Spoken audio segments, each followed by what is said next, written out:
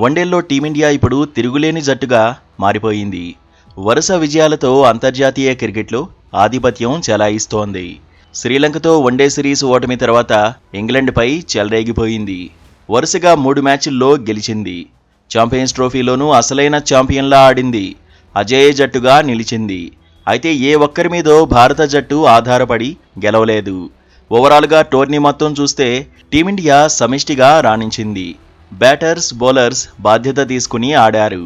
తుది జట్టులో ఆడిన 11 మంది అద్భుతాలు చేశారు. టీమిండియా ఛాంపియన్స్ ట్రోఫీ గెలవడంలో కీలకంగా నిలిచారు. అందుకే భారత జట్టు ఆధిపత్యం చెలాయించగలిగింది. గ్రూప్ దశలో బంగ్లాదేశ్, పాకిస్తాన్, న్యూజిలాండ్పై గెలిచింది.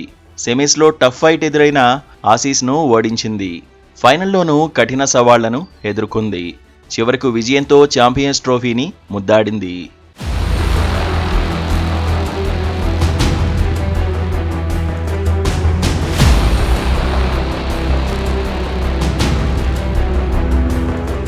టీమ్గా రాణిస్తే ఎలాంటి అద్భుతాలు చేయవచ్చో రోహిత్ సేన చూపించింది.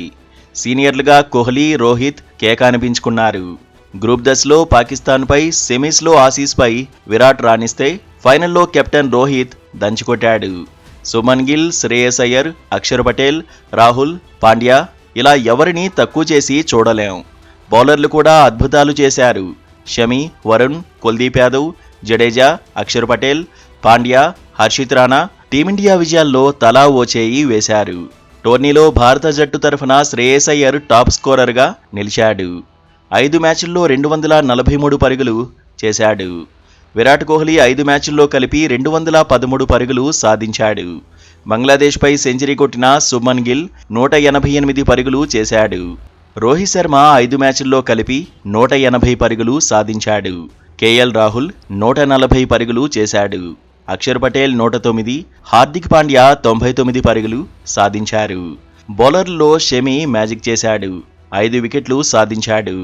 మిస్టరీ స్పిన్నర్ వరుణ్ చక్రవర్తి ఆడింది 3 మ్యాచ్లే అయినా 9 వికెట్లు సొంతం చేసుకున్నాడు. కుల్దీప్ యాదవ్ 7 వికెట్లు తీశాడు. జడేజా, అక్షర్ పటేల్ 5 వికెట్ల చొప్పున సాధించారు. హార్దిక్ పాండ్యా, హర్షిత్ రాణా 4 వికెట్ల చొప్పున తీశారు.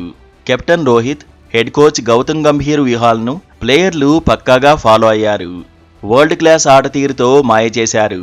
దుబాయ్ దద్దరిల్లిపోయేలా మెస్మరైజ్ చేశారు. దీంతో అంచనాలకు తగినట్టుగానే టీమిండియా రాణించింది. ఒత్తిడిని తట్టుకొని విజేతగా నిలిచింది.